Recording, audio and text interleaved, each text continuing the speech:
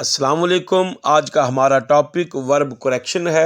अगर आपको class 9th में या क्लास फर्स्ट ईयर में या किसी भी लेवल में ये क्वेश्चन आ जाए, fill in the blank with correct form of the verb या appropriate form of the verb, इस शॉर्ट वीडियो में हम आपको चंद एक रूल्स बताकर कुछ क्लू वर्ड्स देंगे। सिर्फ उन एडवर्ब्स को याद रख के आप कोई भी फिक्रा उसकी फॉर्म ऑफ द वर्ब दुरुस्त करने के काबिल हो जाएंगे।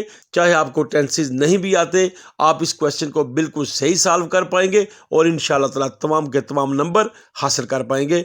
आखिर तक ये वीडियो जरूर देखें। Kindly give a big thumbs up. Thank you so much. Verb correction rules. Number 1, अगर फिक्रा why, when, where, what, how, whom, इनमें से किसी भी क्वेश्चन वर्ड के साथ जो भी फिक्रा स्टार्ट होगा, ये याद रख लें, उसकी तरतीब में दूसरे नंबर पर हमेशा हेल्पिंग वर्ब आएगा।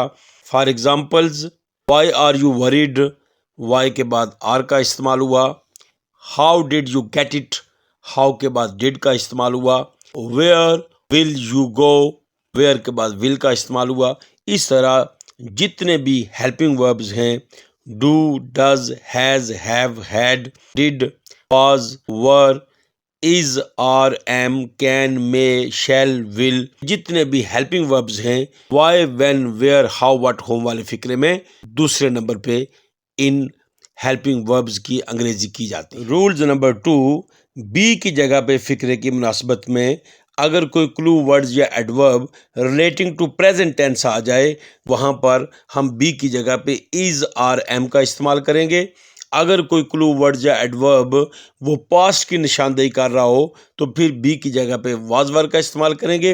लेकिन अगर कोई ऐसा एडवर्ब यूज़ हुआ है जिसमें फ्यूचर की निशानदेही हो रही हो तो फिर हम बी की जगह पे शैल बी या विल बी लगाएंगे। For example, they be ready tomorrow, यहाँ पर टूमारो का वर्ड शो कर रहा है ये फ्यूचर टेंस की बात है, इसलिए बी को हमने कन्वर्ट कर दिया, they will be ready tomorrow. Number 3, जिन फिक्रात में often, daily, every day, usually, generally, always, इनमें से किसी भी एडवर्ब का इस्तेमाल हो या उस फिक्रे में कोई रूटीन की बात हो रही हो या वहाँ पर कोई लॉ ऑफ नेचर की बात हो, कानून कुदरत की बात यानी हो, तो ऐसे फिक्रात में फर्स्ट फॉर्म का इस्तेमाल किया जाता है।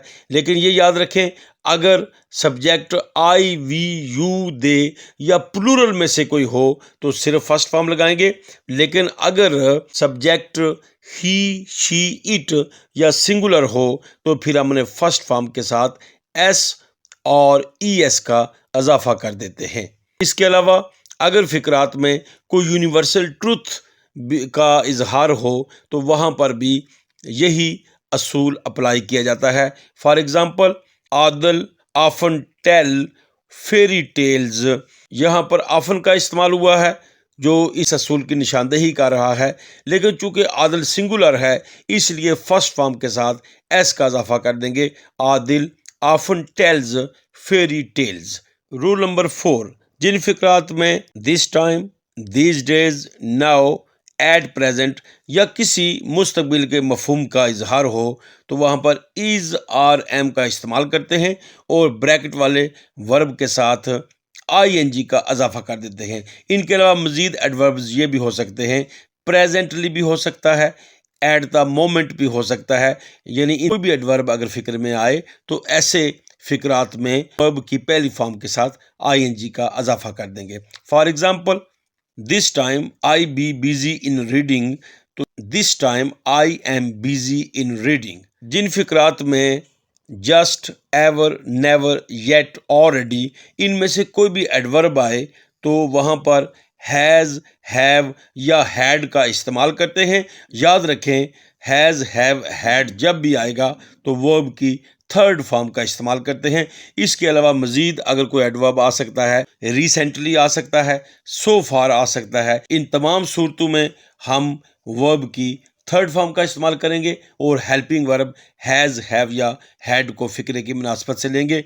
शी नॉट कम येट, ये चूँकि नेगेटिव सेंटेंस है इसलिए she has not come yet, यहाँ पर हैज़ का भी इस्तेमाल हुआ है और थर्ड फॉर्म कम, केम, कम होती है। अगर यहाँ पर आई, वी, यू, दे में से कोई सब्जेक्ट होता तो हैव लगाते, लेकिन ही शी सिंगुलर की सूरत में हैज का इस्तेमाल करते। रूल नंबर 6, अगर फिक्रे के आखिरी हिस्से में सिंस, फॉर या ऑल द डे में से कोई लफ्ज आए तो हैज बीन या हैव बीन इस्तेमाल करते हैं और वर्ब की चौथी फॉर्म यानी पहली फॉर्म के साथ आईएनजी का इजाफा करते हैं। फॉर एग्जाम्पल, दे ब्रैकेट में वर्क ऑल द डे, तो यहाँ पर they have been working all the day. इसी तरह इट ब्रैकेट में रेन आए सिंस मॉर्निंग, सिंस की वजह से असूल ये अप्लाई होगा, it has been raining since morning. Rule number 7, फिक्रे में सिंस या फॉर का लफ्ज इस्तेमाल हो, लेकिन अगर ब्रैकेट में वर्ब में सी या लिव का लफ्ज आए तो हैज हैव का इस्तेमाल किया जाता है और वर्ब की तीसरी फॉर्म लगाते हैं। बॉदल not see her since Friday, since आने के बावजूद यहाँ पर सिर्फ हैज़ या हैव का इस्तेमाल करेंगे और थर्ड फॉर्म का यूज़ करेंगे। याद रखें, हैज़, हैव और थर्ड फॉर्म का इस्तेमाल सिंस फॉर की सूरत में सिर्फ इन दो वर्ब के साथ आएगा। सी और लिव की सूरत में ये प्रेजेंट परफेक्ट बनेगा। बादल has not seen her since Friday, लेकिन सी और लिव के अलावा कोई भी वर्ब आ जाए वहाँ पर since for all the day की सूरत में हैज़ बीन और हैव बीन का इस्तेमाल करते हैं और फोर्थ फॉर्म लगाई जाती है। रूल नंबर 8, अगर फिक्रे के आखिरी हिस्से में नेक्स्ट या टुमारो आए तो verb, helping verb shell will का इस्तेमाल करते हैं और वर्ब की फर्स्ट फॉर्म लगाते हैं। फॉर एग्जाम्पल, साजू ब्रैकेट में है go to school tomorrow, Saju will go to school tomorrow. Rule number 9, अगर फिक्रे के आखिरी हिस्से में this year, late, yesterday, last या अगो वगैरह में से कोई भी एडवर्ब आए तो सादा फिक्रात में सेकंड फॉर्म लगाते हैं और नेगेटिव सेंटेंस होने की सूरत में डिड नॉट और फर्स्ट फॉर्म का इस्तेमाल करेंगे।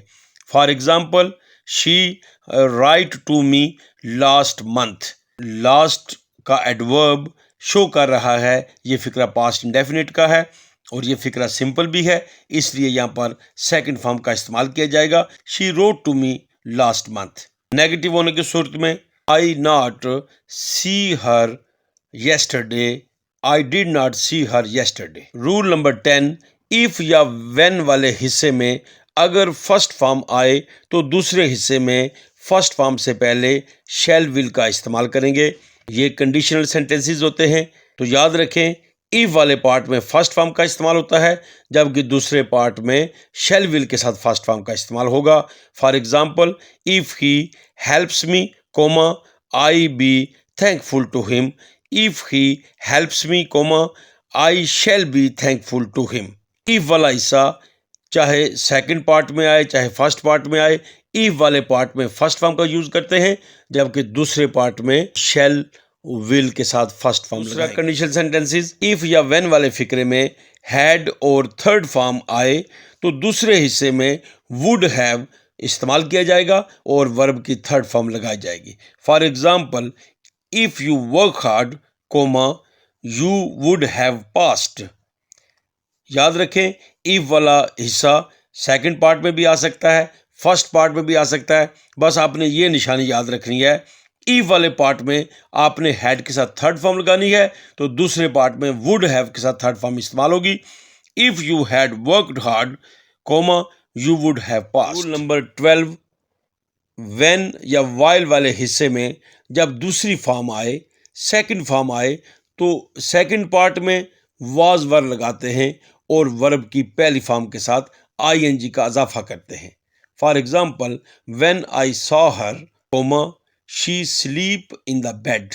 व्हेन वाले पार्ट में सेकंड फॉर्म सा का इस्तेमाल हुआ है, तो असूल के मुताबिक दूसरे पार्ट में हम वाज वर का इस्तेमाल करेंगे और फर्स्ट फॉर्म के साथ आईएनजी लगाएंगे। When I saw her, comma she was sleeping in the bed.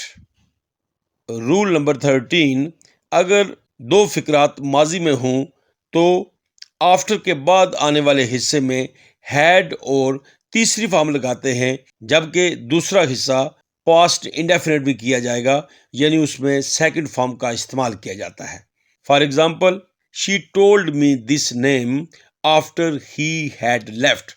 After के बाद वाले हिस्से में हैड का इस्तेमाल हुआ है और थर्ड फॉर्म लगाई गई है। दो फिक्रात माजी में हों तो बिफोर के बाद आने वाले हिस्से में सेकंड फॉर्म लगाते हैं और इससे पहले आने वाले हिस्से में हैड और थर्ड फॉर्म का इस्तेमाल किया जाएगा। For example, Isha had worked before I sleep at night. Isha had worked before I slept at night. Rule number 13 और 14 में हमने बिफोर और आफ्टर के हवाले से असूल जाना है। तो इसमें दो पार्ट्स हैं, एक में सेकंड फॉर्म का यूज़ होता है जबकि दूसरे पार्ट में हैड और थर्ड फॉर्म का इस्तेमाल होता है। ये असूल हम बच्चों की रहनुमाई के लिए बताने जा रहे हैं कि यकीनी बात है कि आपको अगर एक बात याद रह जाएगी तो दूसरी खुद बहुत याद हो जाएगी कि एक पार्ट में हैड और थर्ड फॉर्म लगता है और दूसरे पार्ट में सेकंड फॉर्म। लेकिन ये कैसे याद रखा जाए कि कौन सा पार्ट किस में होगा, आपकी रहनुमाई के लिए शॉर्ट एक क्लू दिया जा रहा है। आफ्टर चूंकि के बाद होता है, इसमें बाद वाले हिस्से में हैड का इस्तेमाल होगा। बिफोर का मतलब से पहले है, तो बिफोर वाले में पहले हैड और थर्ड फॉर्म का इस्तेमाल होता है, तो यकीनी बात है फिर दूसरा हिस्सा सेकंड फॉर्म का होगा। लिहाजा आफ्टर वाले में हैड वाला पार्ट बाद में आता है, बिफोर वाले में हैड और थर्ड फॉर्म का पार्ट पहले आता है। रूल नंबर 15, मॉडल वर्ब्स के साथ हमेशा वर्ब की फर्स्ट फॉर्म लगाते हैं। जब भी फिल इन द ब्लैंक आएगा तो मॉडल वर्ब्स में से कोई भी हेल्पिंग वर्ब होगा उसके साथ मेन फर्स्ट फॉर्म का इस्तेमाल होता है। याद रखें मॉडल वर्ब्स कौन से होते हैं, may, might, can, could, will, would, shall, should, need, must, ought to, had better. इनमें से कोई भी मॉडल वर्ब्स आ जाए तो इनके साथ मेन वर्ब की फर्स्ट फॉर्म लगाते हैं। For example, you had better go, I should work hard, you can go, I will help you. ये इन तमाम फिक्रात में फर्स्ट फॉर्म का इस्तेमाल हुआ है। रूल नंबर 16, जब दो फिक्रात में टिल या अनटिल से इनको मिलाया जाए तो आमतौर पर पहला हिस्सा फ्यूचर यानी शैल विल में होगा और टिल और अनटिल के बाद आने वाले हिस्से में वर्ब की फर्स्ट फॉर्म इस्तेमाल की जाएगी और नॉट भी नहीं लिखेंगे।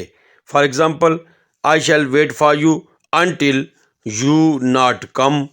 लिहाजा असूल के मुताबिक अनटिल के बाद वाले हिस्से में एक तो फर्स्ट फॉर्म का इस्तेमाल किया जाएगा और नॉट का इस्तेमाल नहीं किया जाएगा, चूंकि अनटिल का मतलब ही जब तक ना होता है। लिहाजा I shall wait for you until you come, जब तक आप नहीं आ जाते मैं आपका इंतज़ार करूँ। रूल नंबर 17, अगर दो फिक्रात को आपस में एज इफ़ की मदद से मिलाया जाए तो एज इफ़ के बाद आने वाले हिस्से में हेल्पिंग वर्ब वर या हैड बीन लिखा जाता है। याद रखें एज इफ़ का मतलब गोया के होता है। For example, he came to me as if he had been ill. वो मेरे पास यूं आया गोया के वो बीमार हो। फॉर बेटर असेसमेंट ये एक्सरसाइज दी जा रही है। इन तमाम रूल्स को कीपिंग इन योर माइंड, इनको अप्लाई करते हुए इन फिक्रात को कन्वर्ट करें और इनको fill in the blanks with correct option, क्या वो correct form of the verb को लगाएं, इस्तेमाल करें और फिर हमें कमेंट्स बॉक्स में ये सेंड करें ताकि हम देख पाएँ कि किस हद तक आपने इस्तेफादा किया है। Thank you so much. आपको हमारी वीडियो अच्छी लगी है तो प्लीज़ इसे लाइक करें और शेयर करें और हमारे चैनल को सब्सक्राइब करें। Kindly press the bell to receive the instant notification of our new uploading videos. Thanks a lot.